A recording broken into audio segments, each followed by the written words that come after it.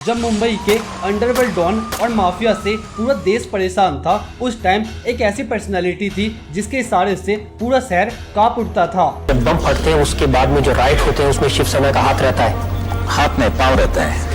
बाल केशव ठाकरे यानी कि बाला साहब ठाकरे न बंदूक से न गोली से, बस अपने आवाज और इशारे से एक दिन में पूरे शहर को बंद रखने का हिम्मत रखते थे। उनका बोल्ड अंदाज, तीखे बयान और सांप्रदायिक मुद्दों पर उनकी सोच ने उन्हें महाराष्ट्र के पॉलिटिक्स का एक ऐसा किंग बना दिया जिसका प्रभाव सिर्फ महाराष्ट्र तक सीमित नहीं रहा बल्कि पूरे देश भर में मशहूर हो गया। शिवसेना की स्थापना से लेकर नेशनल लेवल पर हिंदुओं को रिप्रेजेंट करना, उनकी कहानी एक ऐसे नेता की कहानी है जो अपने एक इशारे में पॉलिटिक्स की पूरी कहानी को बदलने का हिम्मत रखते थे।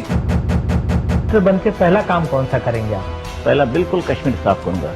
एक ही आदमी मेरे देश में, पूरे देश में। बाला साहब ठाकरे का जन्म 23 जनवरी 1926 में पुणे महाराष्ट्र में हुआ था। उनके पिताजी केशव सीताराम ठाकरे पेशे से एक पॉलिटिशियन और कार्टूनिस्ट थे और उन्होंने मुंबई में वहां के लोगों के हक के लिए बहुत सारे प्रोटेस्ट का पार्ट भी रह चुके थे और अपने फादर से इंस्पायर्ड होके बाला साहब ठाकरे भी एक पॉलिटिकल आइडियोलॉजी बेस्ड कार्टूनिस्ट बन गए। इनिशियल डेज में बाला साहब ठाकरे के cartoon the free press journal जैसे न्यूज़पेपर में पब्लिश होने लगे, जहां उन्होंने अपने कार्टून के जरिए पॉलिटिकल इश्यूज को हाईलाइट करना शुरू किया। उनका सेंस ऑफ ह्यूमर और क्रिटिकल थिंकिंग उन्हें एक अलग पहचान दिलाने लगा। इसी बीच बाला साहब ठाकरे ने देखा कि इंडिया का फाइनेंशियल अब होने की वजह से बहुत सारे लोग मुंबई में आकर जॉब कर रहे हैं एंड इनकी पॉपुलेशन धीरे धीरे बढ़ती जा रही है, जिसकी वजह से मराठी लोगों को उनके अपने स्टेट में ही जॉब नहीं मिल रहा है, जिस कारण 1960 में बाला साहब ठाकरे ने अपना वीकली कार्टून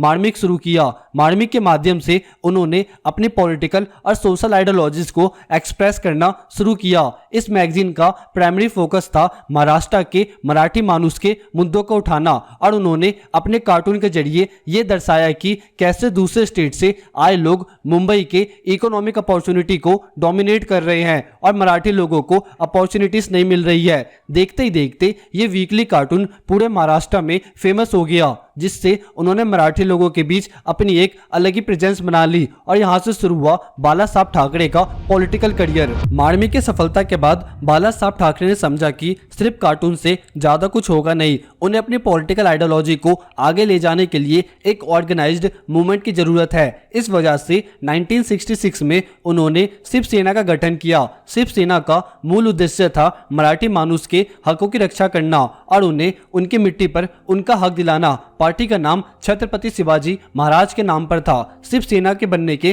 तुरंत बाद ही उन्होंने अग्रेसिव कैंपेन्स और प्रोटेस्ट के जरिए अपनी आइडियोलॉजी को लोगों तक पहुंचाया। पार्टी ने मराठी मानुस के हक के लिए कई आंदोलन किए, जैसे जॉब अपॉर्चुनिटीज और लोकल इशू के लिए प्रोटेस्ट करना, जहां उनका मुख्य टारगेट आउटसाइडर्स थे जो मुंबई के इकोनॉमिक अपॉर्चुनिटी को डोमिनेट कर रहे थे।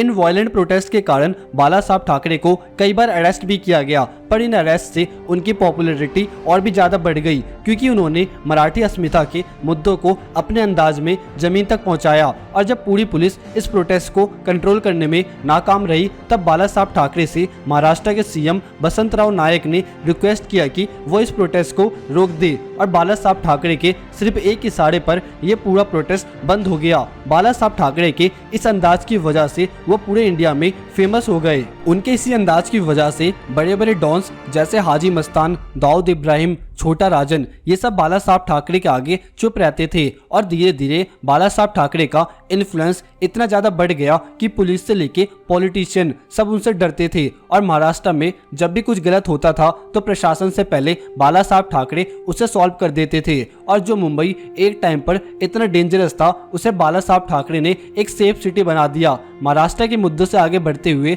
बाला साहब ठाकरे का नेशनल लेवल पर भी जबरदस्त असर देखने को मिला। जब 1990s के दौरान कश्मीरी पंडितों पर अत्याचार हो रहा था तो उन्होंने कश्मीर में हिंदू राइट्स के लिए खुला समर्थन दिया और मुस्लिम्स के खिलाफ अपने तीखे बयान दिए। ये बातें और भी ज्यादा कंट्रोवर्शियल बन गई जब उन्होंने टेररिज्म के खिलाफ नाराजगी रखते हुए एक कम्युनिटी के ग्रुप को सीधा टारगेट किया। 1992 के बाबरी मस्जिद इंसिडेंट के बाद शिवसेना पर आरोप लगे कि उनका हाथ इस इंसिडेंट में था और बाला साहब ठाकरे के स्पीचेस को सांप्रदायिक दंगे भड़काने के लिए जिम्मेदार माना गया एंड लिटरली बाला साहब ठाकरे ने ओपनली एक्सेप्ट किया कि बाबरी मस्जिद को गिराने में मेरा हाथ है। ये लोग कहते हैं शिवसेना का तो वहाँ एक भी आदमी नहीं था। ऐसे कैसे हो?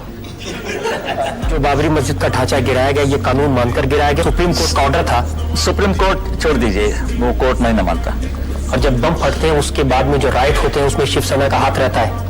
हाथ में पाँव रहता है। और इस तरह से धीरे धीरे बाला साहब ठाकरे की आइडियोलॉजी एक कट्टर हिंदू की तरह हो गई। 1993 में अमरनाथ यात्रा इंसिडेंट के बाद बाला साहब ने कहा था कि अगर हिंदू समुदाय के ऊपर ऐसे अटैक्स होते रहेंगे तो हिंदू भी अपनी सुरक्षा के लिए ऐसे ही कदम उठाने से पीछे नहीं हटेगा। एंड 1993 में मुंबई में जब बॉम्ब ब्लास्ट इंसिडेंट हुआ, जो कि भारत के सबसे खतरनाक टेररिज्म अटैक में से एक था, इस अटैक में 250 से ज्यादा लोगों की जान गई और हजारों लोग घायल हो गए। तब उन्होंने ओपनली कहा था कि अगर लॉ एंड ऑर्डर कंट्रोल नहीं हो सकता तो हमें इसे फॉलो करवाना पड़ेगा। ये स्टेटमेंट कंट्रोवर्शियल रहा, लेकिन उनका ये असर हुआ कि उन्हें एक हिंदू प्रोटेक्टर के रूप में देखा जाने लगा, जबकि कई लोगों ने उन्हें कम्युनिस्ट और रिलीजियस दंगे भड़काने के लिए जिम्मेदार माना। 1990 के दशक के दौरान शिवसेना ने अपने अग्रेसिव हिंदू सोच के साथ पॉलिटिक्स में अपनी जगह मजबूती से बनाई और ये वही दौर था जब बीजेपी भी अपने हिंदुत्व एजेंडा के साथ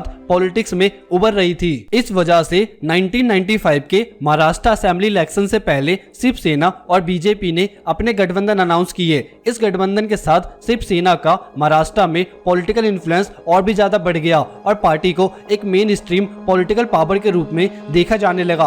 बाला साहब ठाकरे की स्पीचेस और उनके कंट्रोवर्शियल स्टेटमेंट ने उनकी छवि को एक बोल्ड लीडर की तरह बना दी, जो अपने विचारों और अपनी कम्युनिटी के हक के लिए किसी भी हद तक जा सकते थे। जहां कई लोगों के लिए वो हिंदू समुदाय के रक्षक और एक फेयरलेस नेता थे, वहीं दूसरी तरफ उनके अपोनेंट्स उन्हें सांप्रदायिक दंगे भड़काने के लिए दोषी मानते थे। लेकिन इन सब कंट्रोवर्सीज के बीच बाला साहब ठाकरे और शिवसेना का असर पूरे महाराष्ट्र की पॉलिटिक्स में हर जगह महसूस किया गया था। 17 नवंबर 2012 में हार्ट अटैक के कारण बाला साहब ठाकरे की डेथ हो गई। उनका जाना महाराष्ट्र और शिवसेना के लिए बहुत बुरी खबर थी। उनके जाने के बाद भी उनका असर आज भी पॉलिटिक्स में महसूस होता है। बाला साहब ठाकरे ने महाराष्ट्र के आम जनता के लिए जो लड़ाई लड़ी और उन्होंने जो एक हिंदू हृदय सम्राट की छवि बनाई, वो आज भी उनके एक आइकॉनिक और अद्भुत नेता के रूप में याद रखती है। So this was the whole story of Balasaheb Thackeray कि कैसे वो एक नॉर्मल कार्टूनिस्ट से इतने बड़े पॉलिटिशियन बने कि उन्हें इंडियन पॉलिटिक्स का किंग कहा जाने लगा। बाकी इसके बारे में आप क्या सोचते हो मुझे कमेंट सेक्शन में जरूर बताइएगा। और हमारा यूट्यूब चैनल ऑलमोस्ट 1 के सब्सक्राइबर कंप्लीट करने वाला है, तो मेरे चैनल को सब्सक्राइब करो और इस फैमिली मेंबर का हिस्सा बनो। बाकी आप किसी स्पेसिफिक टॉपिक पे अगर कोई वीडियो चाहते हो तो मुझे कमेंट सेक्शन में बता सकते हो। और अगर वीडियो इंफॉर्मेटिव लगे तो इसे शेयर जरूर करिएगा। मिलते हैं कुछ टाइम बाद एक और इंटरेस्टिंग वीडियो के साथ। जब तक के लिए बाय एंड टेक केयर।